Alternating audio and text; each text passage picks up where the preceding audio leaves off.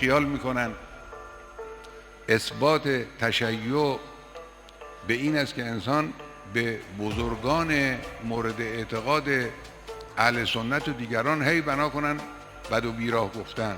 نه، این خلاف سیره ائمه است.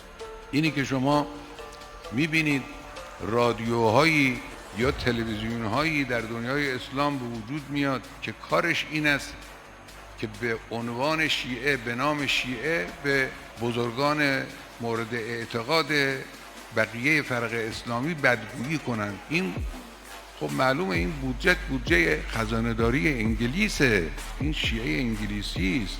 هیچ کس خیال نکند که گسترش شیعه و اعتقاد تشیع و استحکام ایمان شیعی به این بد و بیرا گفتن و به این حرف زدن. نه خیر، اینا عکس عمل. اینجا مرکز مقاومت است.